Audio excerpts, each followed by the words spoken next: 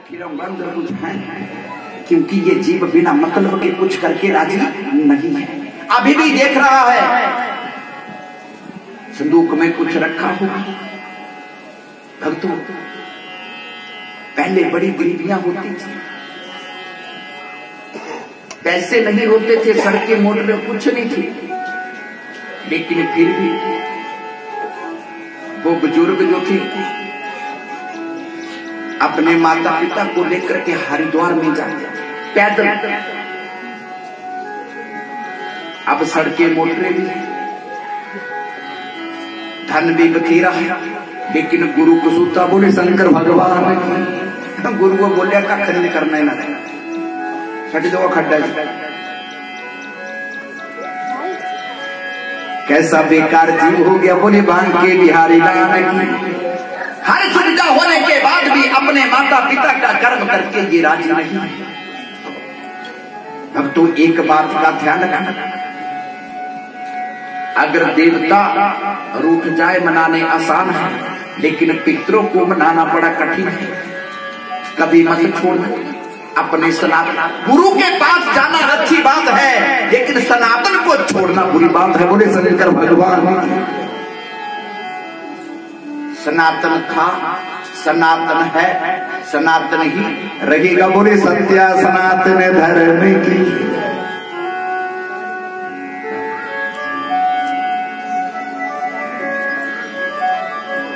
अब राजा परीक्षित ने विचार किया, श्लोक को मैं भी बोलता हूं, क्योंकि पिता पुत्र को कुछ दे चाहे ना दे, लेकिन पोते से बड़ा प्रेम होता है। मुड़ाते ब्याज प्यारा। एक बार क्या हुआ ना, एक लड़का था, उसके माता पिता की मृत्यु हो गई, दूसरा कोई भाई बहन भी नहीं था। भक्तों, राम राम कहिए, जिस विधि राखे राम उस विधि रहिए। अगर भगवान को वही मंजूर था तो क्या करना। माता पिता की मृत्यु हो गई, भाई बहन नहीं थे, अकेला रह गया।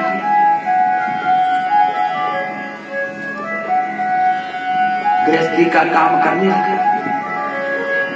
एक दिन संत आ गए, और भक्तों याद रखना, जब संत आते हैं, जब संतों का दर्शन होता है, तो जन्म जन्म के दुखों का भी अंत हो जाता है। लेकिन पहले संत का पता करो, संत कौन है। जिसका मन शांत हो जाए वही संत है। बुरी बांके बिहारी लाल।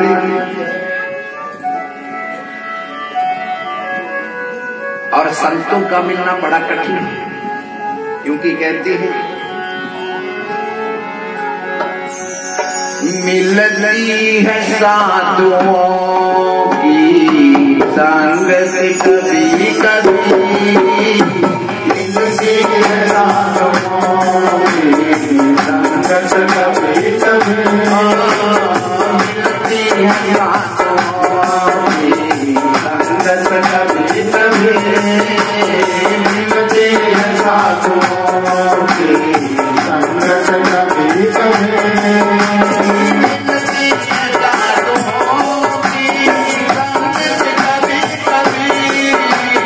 मिलती है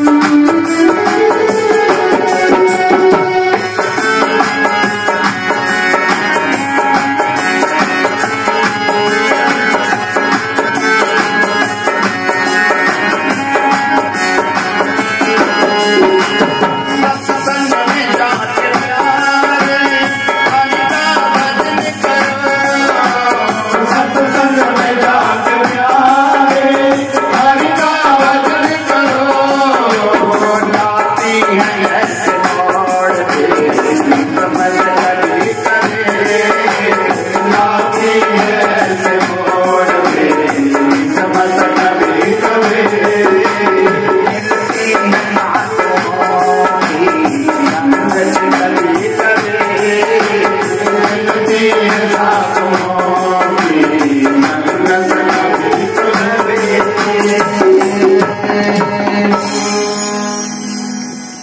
एक दिन संत घर में आ गए, बोले बांके बिहारी लाल की उनके वेले कट्ठी लिखी लो, पहले मेरी गल बात की थाली भरी संत को भिक्षा देने लगी। संत ने पूछ लिया, पुत्र तेरे माता पिता, आंखों में आंसू आ गया, प्रभु मेरे माता पिता की मृत्यु हो चुकी है, ना मेरे कोई भाई बहन है ना कोई बंधु है, अकेला घर में रहता हूं, मेरा कोई नहीं। आंखों से आंसू बहने लगे। संत ने गले से लगा लिया, पुत्र ऐसा नहीं कहते हैं जिसका कोई नहीं है उसका भगवान है।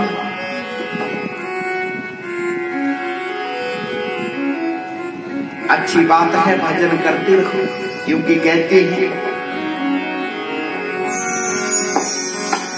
जो करते रहोगे भजन धीरे धीरे मिल जाएगा, सजन धीरे धीरे मिल जाएगा, सजन धीरे धीरे मरते रहोगे भजन धीरे धीरे मिल जाएगा, सजन धीरे धीरे मिल जाएगा,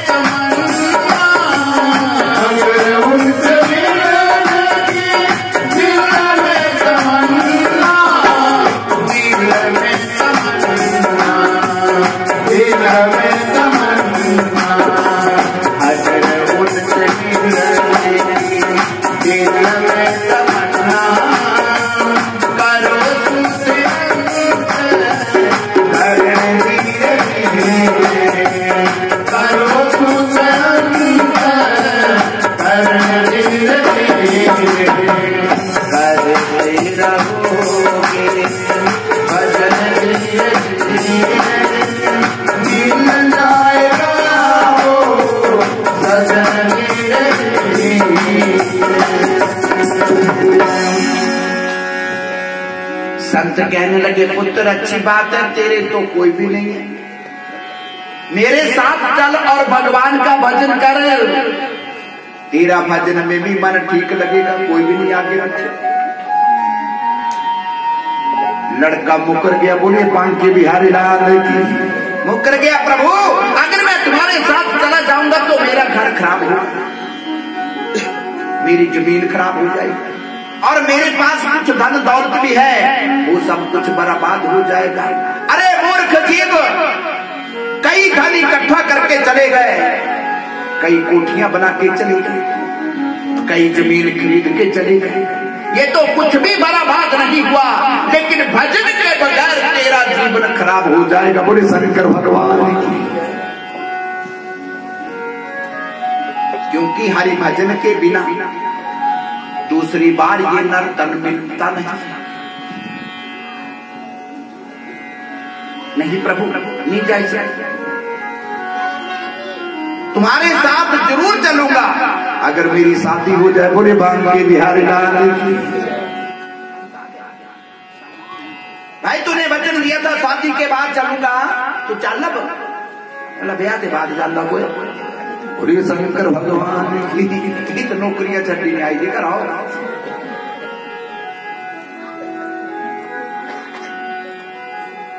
शादी के बाद नहीं जाएगा, माता पिता को तो छोड़ सकता है लेकिन पत्नी को नहीं। बोले शंकर भगवान की।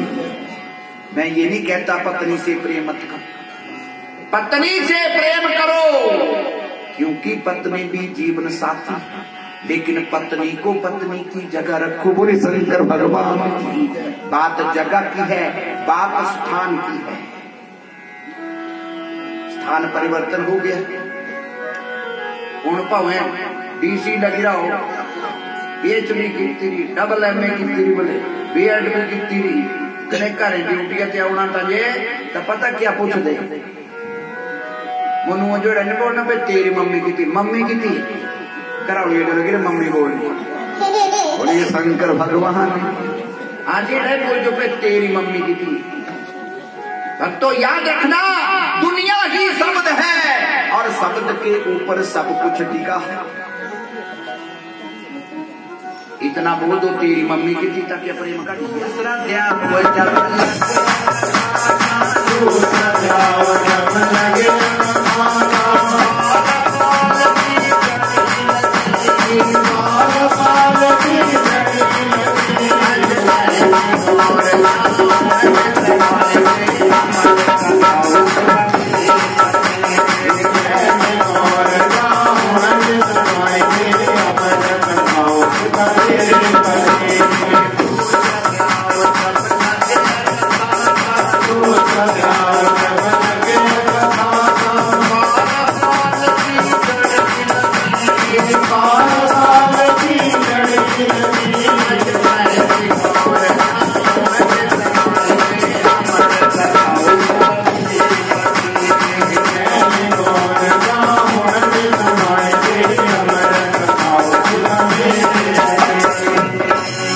जब कथा का दूसरा अध्याय शुरू हुआ तो भोलेनाथ ने जल को भी बांध दिया। मूसलाधार बारिश शुरू हो गई और जल में रहने वाले जीव भी बह करके चले गए। अगर जल का जीव कथा को सुन लेगा वो भी अमर हो सकता है। जल को भी बांध दिया, भोलेनाथ कथा सुना रहे हैं। तीसरा ध्यान हो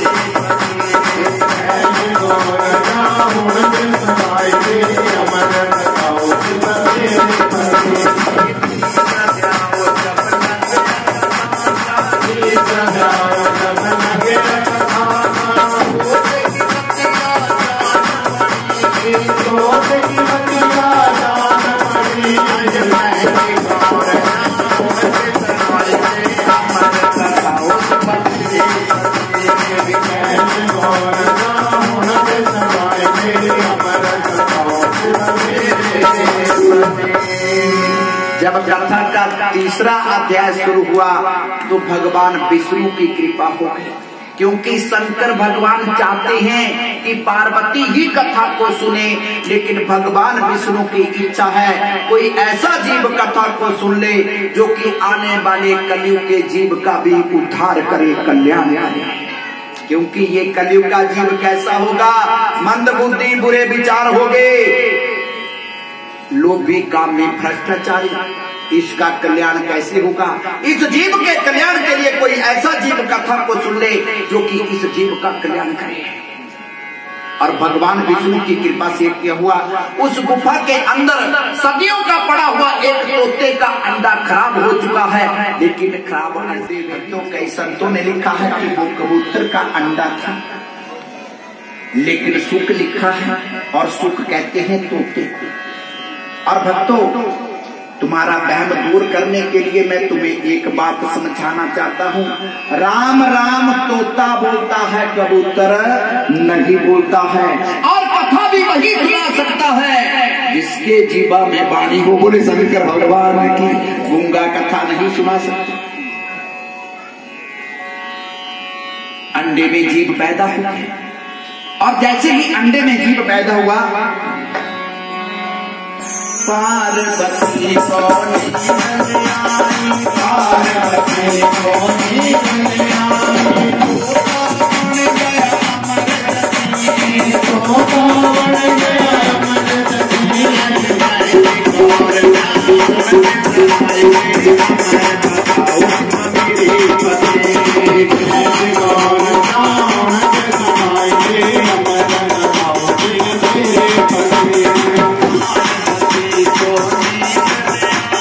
पार्वती को नींद आई, कौन गया अमर तो कौन गया